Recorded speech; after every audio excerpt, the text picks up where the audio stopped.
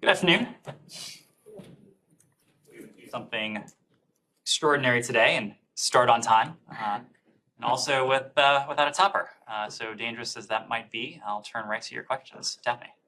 Ukraine has said it would suspend the flow of gas through a transit point, which it said delivers almost a third of the fuel piped from Russia to Europe through Ukraine.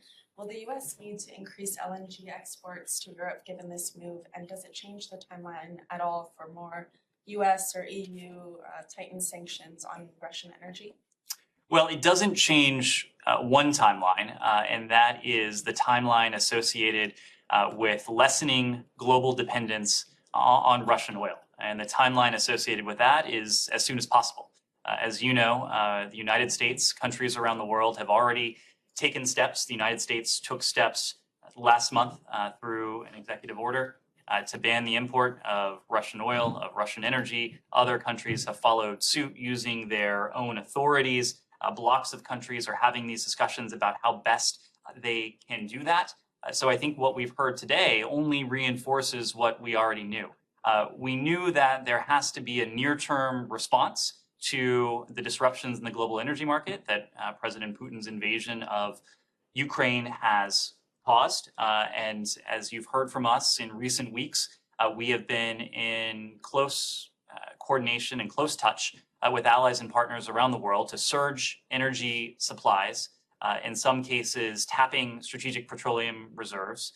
In the case of the United States, tens of millions of barrels from our strategic petroleum reserve. Other countries have made similar investments in their own strategic petroleum reserves to ensure that supplies of energy are where they need to be for countries that need it in this interim period. And I call it an interim period because our goal over the longer term is to see to it that we take steps to lessen dependence on Russian energy. Part of that is going to be the transition away from fossil fuels towards renewables, towards green technology. That will help with that. But part of that too will be finding longer term sustainable ways to ensure that our partners, especially those partners on the front lines who have found themselves over the course of years or even decades reliant on Russian energy flows, to see to it that they have other options to fulfill their energy needs. So that's something we're working on, including in the context of the US-EU Energy Task Force that President Biden established with his European counterpart a number of weeks ago. Francesco. A quick one on Ukraine. Senators Graham and Blumenthal introduced a resolution today asking the Secretary to designate Russia as a state sponsor of terrorism.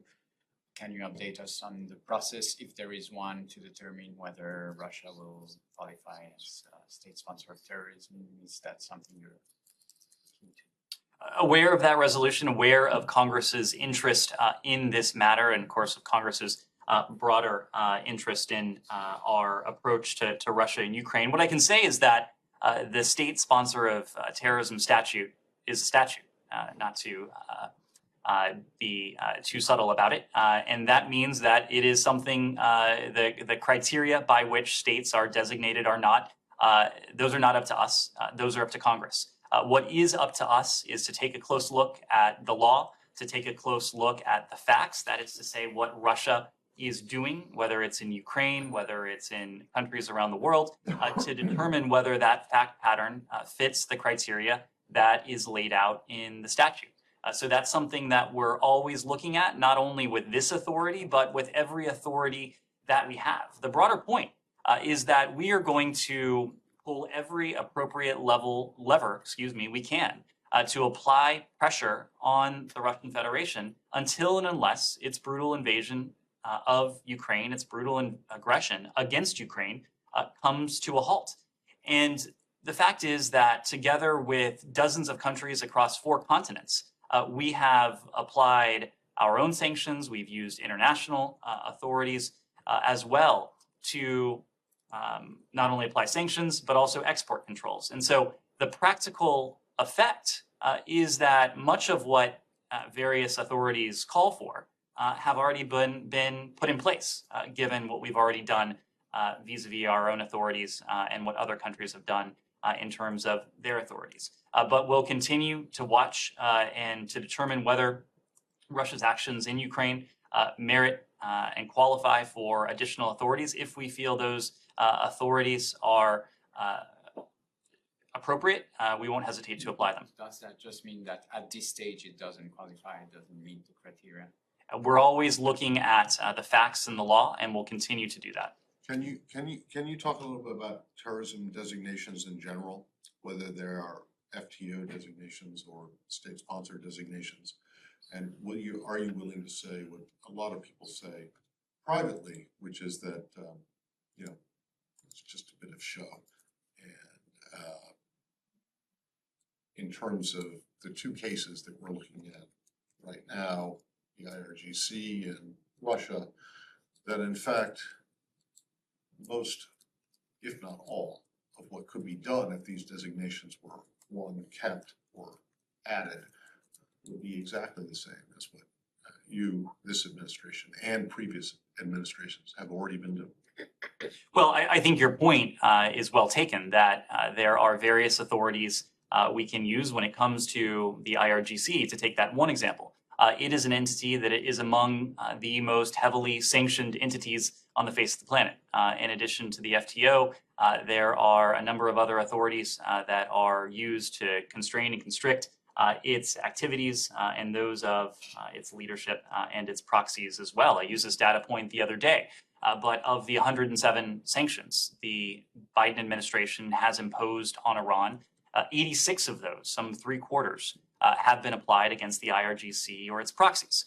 So the fact is that we do have a number of tools, but whether it's the SST, whether it's the FTO designation, both of these things are defined by statute. Understood. But I mean, isn't the administration a little bit frustrated that people seem to be making political points out of both of these things? Matt, we're cognizant of the town we live in. And we're closely examining the facts and the law with all of these things. That applies equally to the state sponsor of terrorism designation as it does to the FTO. For people who have been around for a long time, including those in this building, in the legal advisor's office, and others, do you think either of these decisions, if they go the way that the critics suspect they will make any difference at all? I don't know what the critics, what they expect. What I do know is that we are going to follow the law. We're going to do what's in our national security interest when it comes to every authority under the sun, and whether the target of those authorities is Iran, Russia, any other state actor or non-state actor. But since you have raised Congress, I will walk through this open door and point out the fact that our assistance to Ukraine has been, just as we promised, massive. We have provided $4.5 billion worth of security assistance to Ukraine since the start of this administration, some $3.8 billion worth of security assistance since the invasion began. These are supplies, weapons, that precisely what Ukraine needs to defend itself. We started doing this well in advance of the Russian invasion. We started doing it last summer. We did it again in December in advance of the invasion. And of course, we have announced multiple drawdowns during the course of this invasion. We are now at our 9th presidential drawdown.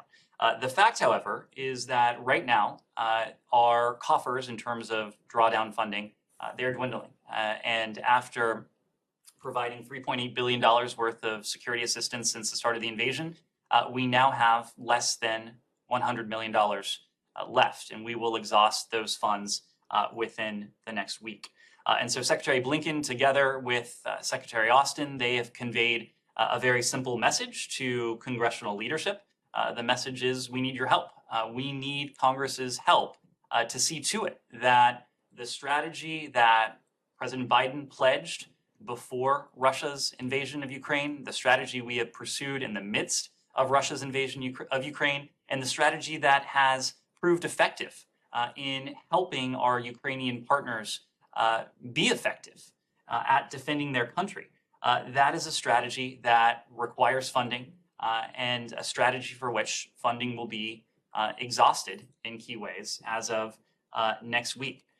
We view the request that is before Congress now, the supplemental budget request, as vital in terms of what these funds will enable us to do, as well as the message they would send in terms of bipartisan support, in terms of the executive branch, the Hill, Americans of all stripes, for the people of Ukraine who are waging this fight to preserve their freedom, to preserve their democracy, and to preserve their country.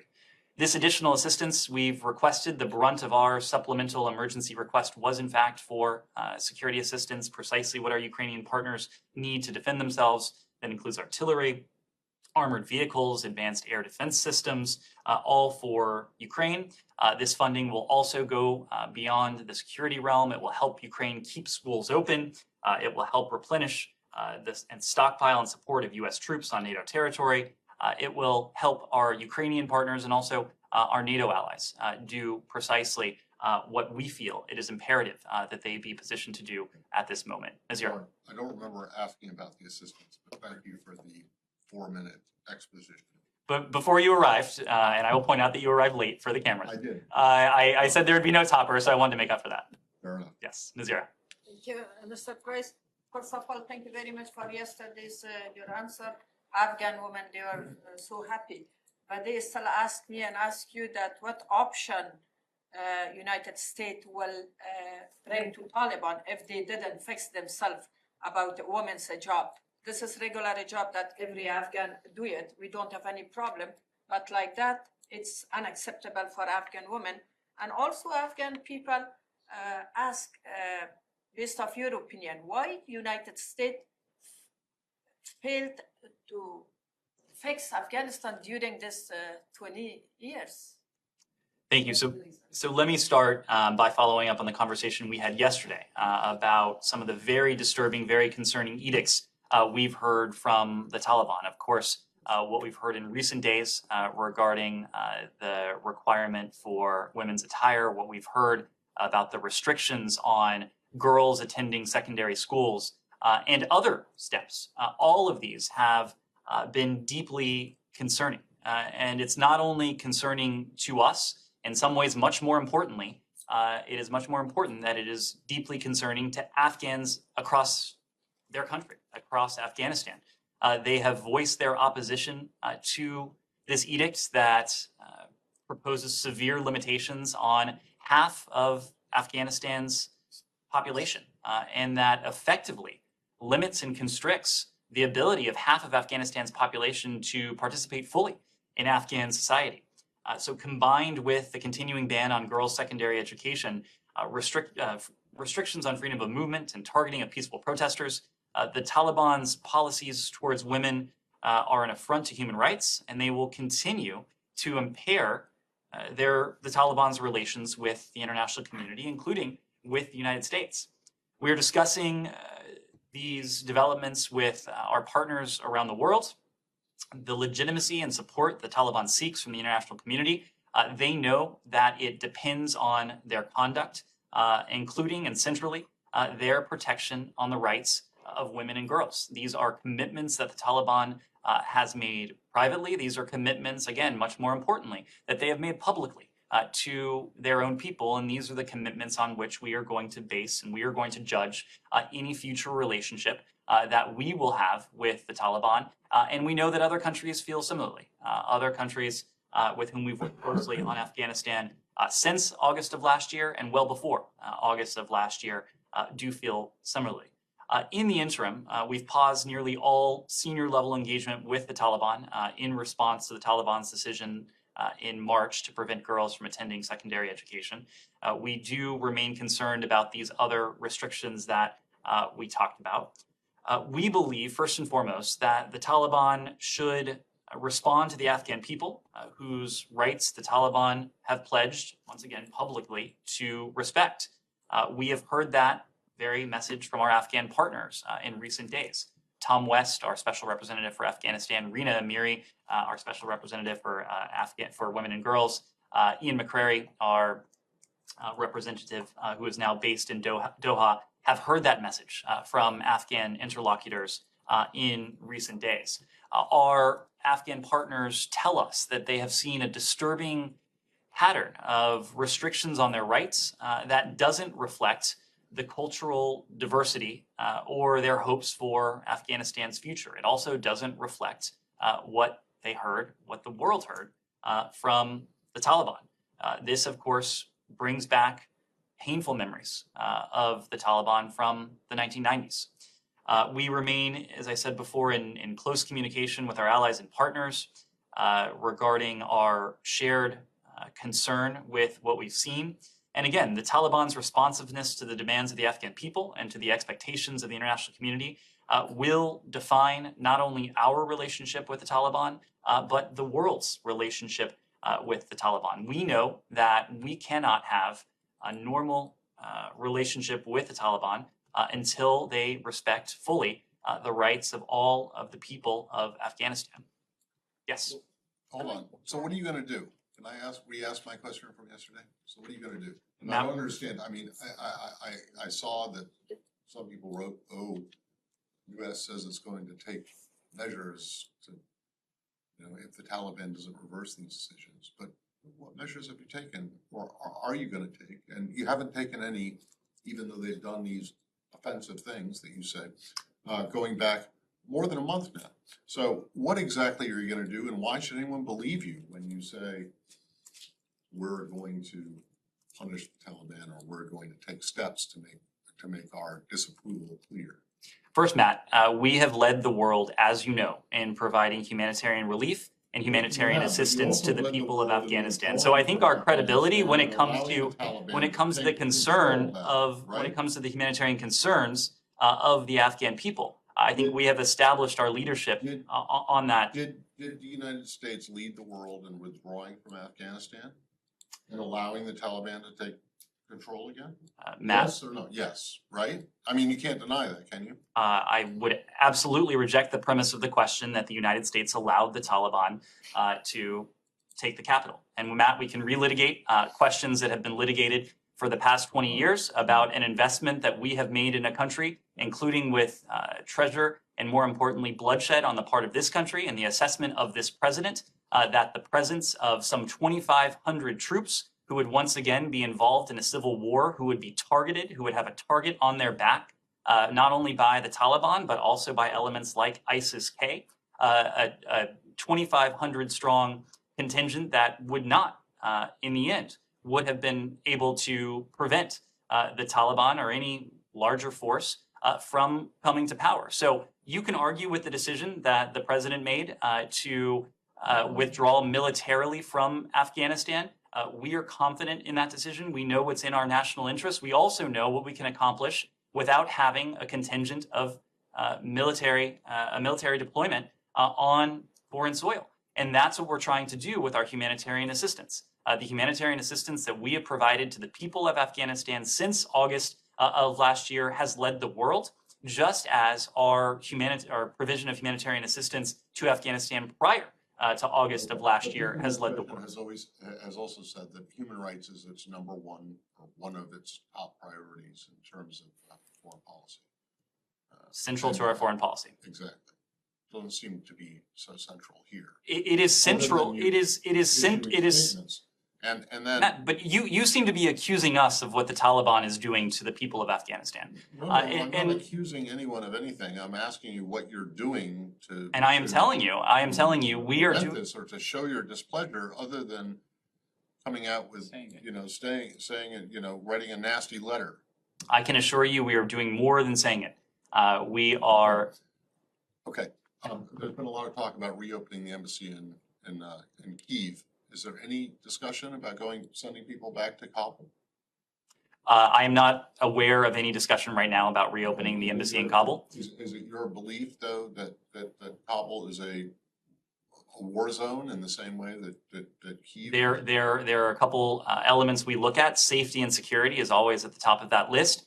We also look at the propriety of what is appropriate in terms of diplomatic representation, whether it's in Afghanistan, whether it's. One of the things, are you saying that one of the things you are doing to show your displeasure with the Taliban is not reopening the embassy?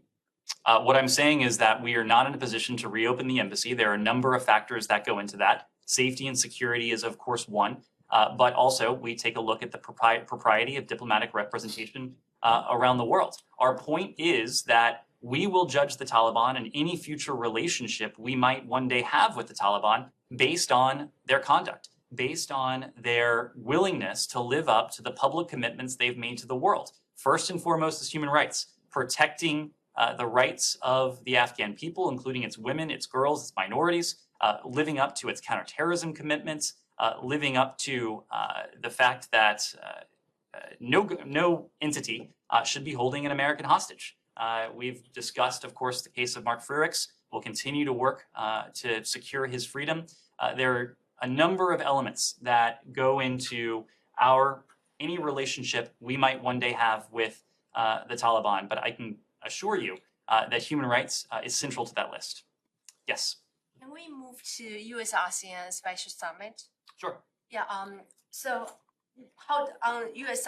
ASEAN Special Summit, especially on Myanmar or Burma, how does the United States plan to work with ASEAN to hold the military junta further accountable for the coup and the violence afterwards? Well, we support ASEAN's decision to invite non-political representatives from Burma to high-level ASEAN events. Absent progress on the ASEAN 5-point consensus that was put forward, we will follow ASEAN's precedent for the upcoming U.S.-ASEAN Special Summit.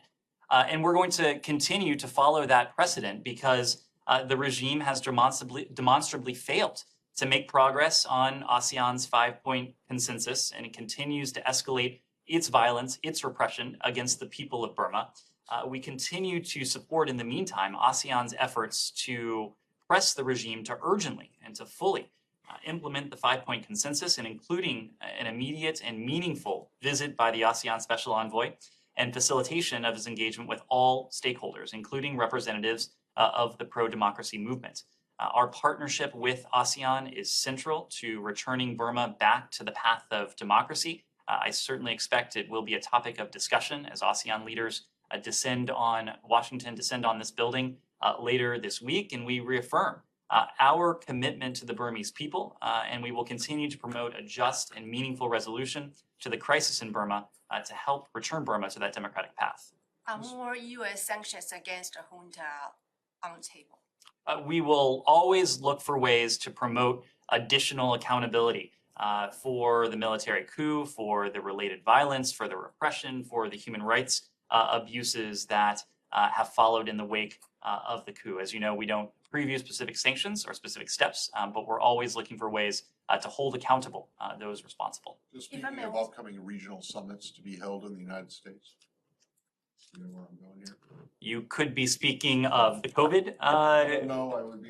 You could be speaking of Summit of the Americas. Yeah. Do you have anything to say about the threats, or threats is the right word, but suggestions that some countries might not show up because the Cubans, the Nicaraguans, and others are not going to be there? I don't have anything to say right now on that. Of course, we will have more to say as the summit gets closer. This will be an opportunity for countries throughout the hemisphere to come together to speak to our shared values, the shared interests that unite us. Of course, the White House, as the host of the 9th Summit, will determine which countries to invite. The White House has not issued official invites to the summit at this time, but I expect those will go out soon. Well, when you say countries throughout the hemisphere, does that mean all countries, or could some be excluded? That is a question that do not share your values. The invitations are up to the White House, and so we'll have more to say once invitations are extended. Can I please also ask who will represent Burma on Friday's special summit? I'm asking because the United States sent out an invitation. Sorry, you're asking because? Who will represent Burma in the special summit? Because the U.S. sent out an invitation. We'll have, and I'm sure you will see more on that in the coming days. Is Yes. Secretary attending in person? He will. He will. That's a plan. Yes. Going back to the security assistance for Ukraine, the president, of course, is meeting with the Italian prime minister. There's been concerns expressed in that country, other allies, about the amount of weapons flowing into Ukraine. Does the administration see a limit, especially when it comes to lethal aid? We have made clear, and the president made clear before the invasion, Secretary Blinken and others have also been speaking to this, starting before the invasion, but certainly during the invasion, that we would do three things in response to a renewed Russian invasion against Ukraine. We would provide Ukraine with the security assistance it needs to defend itself, the weapons that it would require to defend Ukrainian freedom, Ukrainian democracy, Ukrainian independence. Second, we would fortify NATO. We would see to it that our allies, especially our allies on the eastern flank, had what they needed to deter and potentially even respond to Russian aggression. And third, we made clear that we would put an unprecedented amount of pressure on the Kremlin through financial sanctions, through export control measures, through tools that we would enact with partners and allies around the world. We have made good on all three of those steps. We will continue to provide Ukraine with what it needs to defend itself. This is about self-defense. It is about preserving what is important to the Ukrainian people and what is in turn important to us. And that is Ukraine's freedom, its democracy, and its independence. Yes. Thank you, sir. Jahan Zewali from Airway News TV, Pakistan. Sir, Secretary Blinken called youngest Foreign Minister of Pakistan, Bahawal Bhutto Zardari, and invited him to attend a food security summit. So what were the points of discussion during the talk, and are we expecting any one-to-one meeting between Secretary Blinken and Bhutto? I don't have any bilateral meetings to preview during the next week's food security gathering in New York. What I can say is that Secretary Blinken did have an opportunity to speak with his new Pakistani counterpart, Foreign Minister Bahawal Bhutto Zardari, last week, May 6th, I believe it was. They had an opportunity to reflect on the 75th anniversary of U.S.-Pakistani relations, to talk about how we can strengthen that cooperation going forward. It is a broad-based bilateral relationship. The Secretary underscored the resolute U.S.-Pakistan commitment to Afghan stability and to combating terrorism as well. They also discussed ongoing engagement when it comes to our economic ties, trade, investment, climate, energy, health, and education. So it was a wide-ranging conversation, as these introductory conversations oftentimes are. And I expect before long they will have an opportunity to follow up. So on that. former Prime Minister Imran Khan still blaming U.S. for his ouster from Prime Minister office and leading an anti-American campaign. So do you think that his anti-American campaign creating fractures among the structure of the diplomatic relationship between Pakistan and U.S. or it doesn't matter? We are not going to let propaganda, misinformation, and disinformation, lies, get in the way of any bilateral relationship we have, including with the bilateral relationship we have with Pakistan, one we value. So ISI's chief is here in Washington, D.C. Is there any meeting with the Secretary Blinken or any other State Department officials? I would refer you to Pakistani authorities to comment on his schedule. I'm not aware of any meeting with Secretary Blinken. Yes. Thank you, Matt. I have a question about Taiwan. A Chinese Foreign Ministry spokesperson criticized the State Department has changed the explanation on Taiwan, wording related to Taiwan on the website. So could you help us understand the significance of changing of the words? And was there any change on legal status of Taiwan or U.S.-Taiwan relationship? Well, there's been no change in our policy. All we have done is update a fact sheet, and that's something that we routinely do with our relationships around the world. When it comes to Taiwan, our policy remains guided by the Taiwan Relations Act, the 3 joint communiques and 6 assurances, as that very fact sheet notes. We regularly do updates on our fact sheets. Our fact sheets reflect, in the case of Taiwan, our rock-solid, unofficial relationship with Taiwan. And we call upon the PRC to behave responsibly and to not manufacture pretenses to increase pressure on Taiwan. Yes. Is it oxymoron to say Taiwan is part of China if the United States has to switch diplomatic recognition from Taiwan to China in 1979? I didn't catch the first part of your question. Is it oxymoron to say Taiwan is part of China if the United States had to switch diplomatic recognition from Taiwan to China in 1979? We operate under the auspices of our one China policy. So Yes. can I just make sure I understand this? So there is absolutely no change in policy towards Taiwan and China based on, so why was it updated?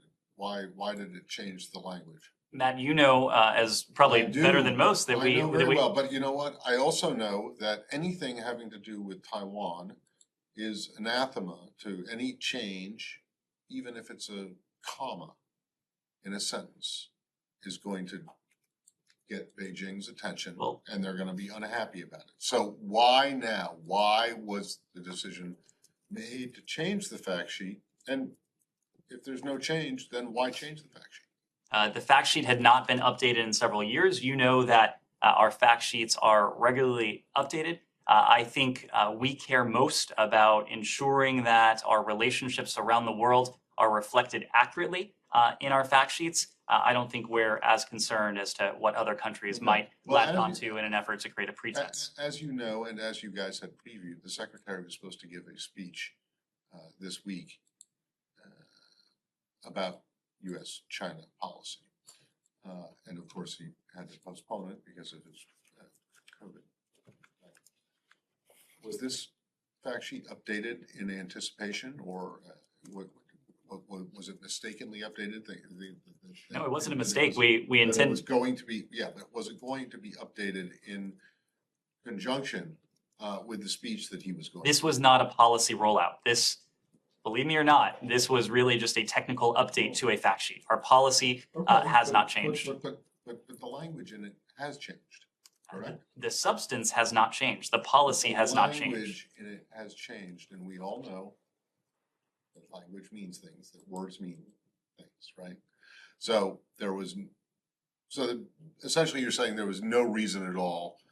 The previous language could have stood and it would still be viable. I invite you rather than just say words have changed, to Well, I offer looked at the two examples side of by what side. might be different. And you will find that our underlying policy has not changed. The Okay. fact sheet makes very clear that our one China policy has not changed. It remains guided by the Taiwan Relations Act, the 3 joint communiques, and the 6 assurances. Yes. On Russia-Ukraine, let me start with the Secretary's statement on cyber activity. Can you tell us more about your findings? Any, let's say, indication to Russia's increased capabilities that would tell other countries, like, immediate neighbors, that they are much more vulnerable than they used to be? If you talk to anyone in Georgia, Estonia, they will tell you, we told you so years ago, you never listened to us. But what does it tell you about Russia's capabilities right now? And also, secondly, I think the Secretary mentions new mechanisms to help Ukraine to detect and also to protect from Russian cyber attacks. Any additional details about that? Sure. So on your second question first, and I'll get to today's announcement. But we have worked very closely with our Ukrainian partners in recent years, including in the months preceding Russia's invasion of Ukraine, to bolster their cyber capabilities. And so when we talk about some of the attacks that took place against Ukrainian systems, including these DDoS attacks that took place in the days and weeks prior to Russia's invasion, we've made the point, and our Ukrainian partners, more importantly, have made the point that their systems were back up, fully running, fully operational, in many cases within hours. And that is a testament to Ukraine's capabilities in the cyber realm. It's a testament to its ability, to its cyber resilience, to its ability to weather such operations. And we have been quite instrumental in helping Ukraine get to that point. Now, what we said today, and we did this in tandem with allies and partners in Europe is to publicly share our assessment that Russia launched cyber attacks in late February against commercial satellite communications networks in an effort to disrupt Ukrainian command and control during the invasion, and that those efforts did have spillover effects into other European countries. The activity disabled very small aperture terminals, or VSATs, in Ukraine and across Europe. This includes tens of thousands of terminals outside of Ukraine that, among other things, support wind turbines and provide internet services to private citizens, essentially serving as a link between satellites in the sky and systems on the ground. We and our partners are taking steps to help defend against Russia's irresponsible actions. We've identified new mechanisms to help Ukraine identify cyber threats and recover from cyber incidents, precisely what I was referring to a moment ago. We've also enhanced our support for Ukraine's digital connectivity, including by providing satellite phones and data terminals to Ukrainian government officials and critical infrastructure operators. We praise Ukraine's efforts, both in and out of government, to guard against and help their country recover from malicious cyber activity, even as their country is under physical attack. And the way that Ukraine was able to weather and to be resilient against and to bounce back from these malicious cyber attacks, it was a testament of the ability of Ukraine's cyber defenders. And one more question, let me press you on the SST, if you don't mind. I think you understand why we keep asking about, Russia's designation, because another country today recognized Russia as a terrorist state. How far are we from the SST designation? Is it about days, months? You mentioned other countries went through parliamentarian, let's say, process. Are you expecting a message or any bill from the Hill, or what is the process that we're missing here? Are we missing fact? Cuba last year was designated that list. Is how close is Russia to that list based on its actions, current actions in Ukraine? Well, whether it's this authority or any other authority, we don't detail our internal deliberations. But what I can tell you is that for every authority that's available to us, we look at the law. In this case, it's a law that determines the criteria for designating a state sponsor of terrorism, and we look at the facts. And so we are looking at both. And when it comes to the facts, we are closely looking at what Russia is doing, what Russia has done to the people of Ukraine, to determine which policy tools are most appropriate and responsive to those actions. But again, noting that we have already placed enormous economic and financial pressure on Moscow.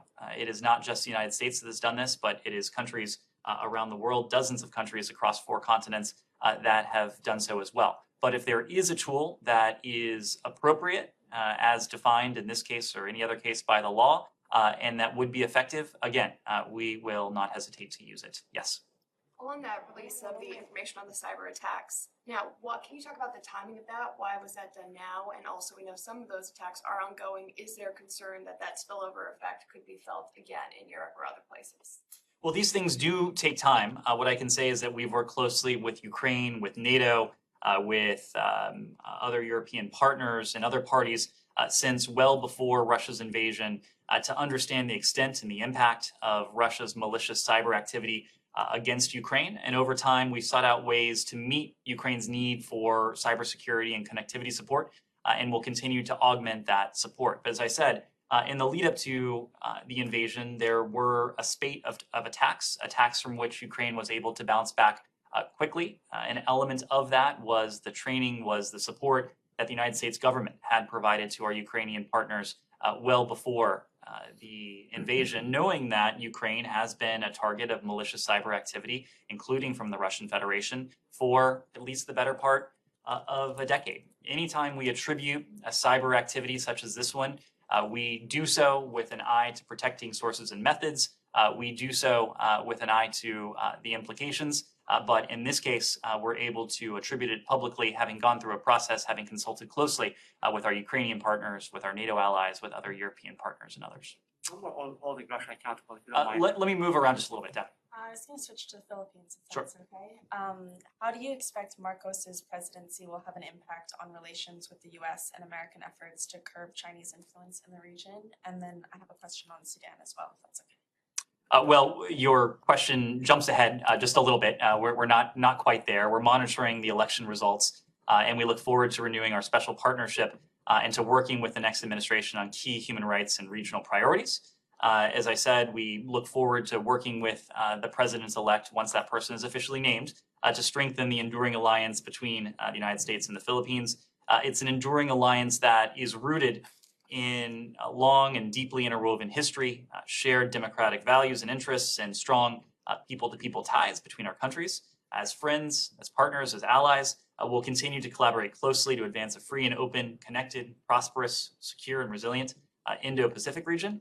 We'll also continue, as I said before, to promote respect for human rights and the rule of law, which is fundamental to U.S. relations with the Philippines and in other bilateral contexts as well. And we're very pleased to welcome Secretary of Foreign Affairs Locsin to Washington this week for the U.S.-ASEAN Summit.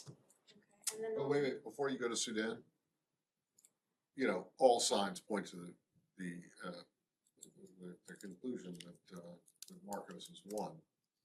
So do you have any concerns about Bongbong Marcos being the new president of the Philippines? What I can say from a technical standpoint is that we understand the casting and counting of votes to have been conducted in line with international standards and without significant incident. Again, the counting is still underway. It is not for us to declare a winner. We'll wait for the Philippines election authorities to do that. I'm just asking you if you have any particular concerns about Marcos's son becoming the next president. We certainly had concerns about Duterte. We look forward to working with the president-elect on the shared values and the shared interests that have united our countries across generations. Yes, go ahead.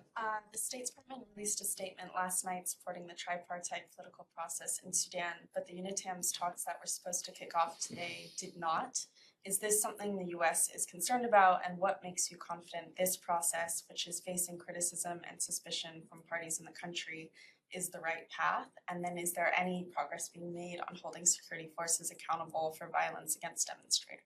So we did release a statement last night. We released that statement to underscore our view that the UNITAM's African Union IGAD process is the best way to facilitate an inclusive path forward on Sudan's transition to democracy. Any deviation from that process would undo months of hard work with grassroots civilian activists and human rights defenders geared towards obtaining a broadly acceptable agreement. We do condemn violence against and unjust detentions of peaceful protesters, and we call for those responsible to be held accountable. We likewise condemn undue restrictions on local and international press in Sudan. We are prepared to levy consequences on those who impede or otherwise spoil Sudan's transition to democracy. We won't resume currently paused assistance to the Sudanese government until a credible civilian government is in place.